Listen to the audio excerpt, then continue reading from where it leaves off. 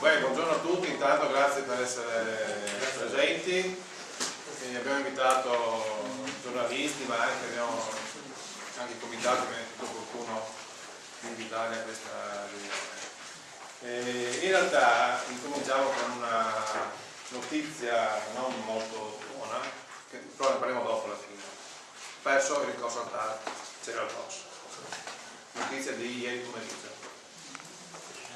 Abbiamo perso il ricorso al TAR sulla Cereal DOCS, però ne parliamo alla fine, casomai, anzi senza casomai credo, no? Perché è un tema assolutamente importante. Allora, il ricorso sono 24 pagine ed è arrivato pochi minuti fa, per cui di fatto il testo lo stiamo esaminando.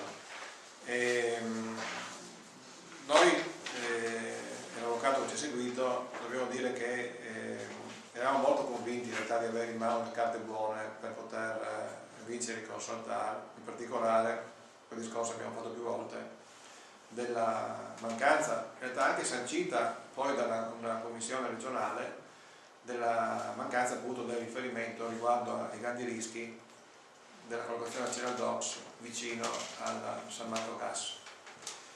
Nella sentenza, però questo non dico io, così da tra virgolette ignorante, dicono che i pareri c'erano.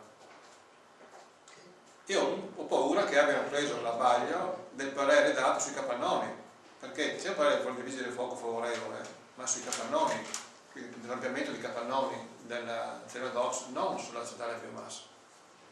Però questa è la mia sensazione, è chiaro che andrà letto con tranquillità. Noi abbiamo già incontro con l'avvocato settimana prossima, il prigione settimana prossima viene l'avvocato Portugalo, esaminiamo questo aspetto qua e anche l'altro, perché la riunione con l'avvocato era predisposta già per mercoledì prossimo, arriva anche la data, per valutare il ricorso, un altro ricorso al TAR da fare contro la Cereal DOCS sul discorso del parere alla variante, perché ricordo che questo, se fosse utile, la Cereal DOCS ha avuto parere favorevole alla Commissione dei Servizi a suo tempo.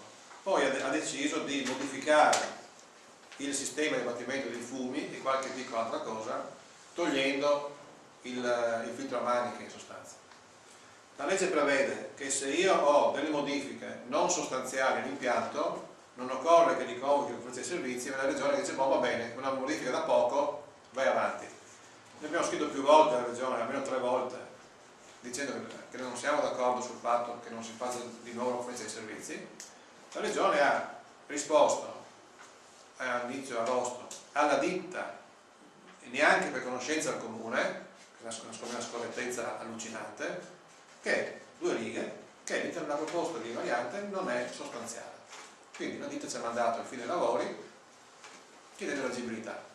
Noi mercoledì con l'avvocato dobbiamo valutare la possibilità di fare ricorso al TAR su questo atto, perché sia un atto, diciamo, prettamente interno alla regione, non approvato dalla giunta regionale, e con l'occasione purtroppo valuteremo anche, ma è certo, il ricorso al Consiglio di Stato contro la sentenza che ci dà soccombenti al TAR contro la Cereal DOCS, ma anche valuteremo come fare, se si può, in che modo ritardare l'agibilità, che altri sono mettere in piedi per non far partire a tempi brevi la centrale di Summa.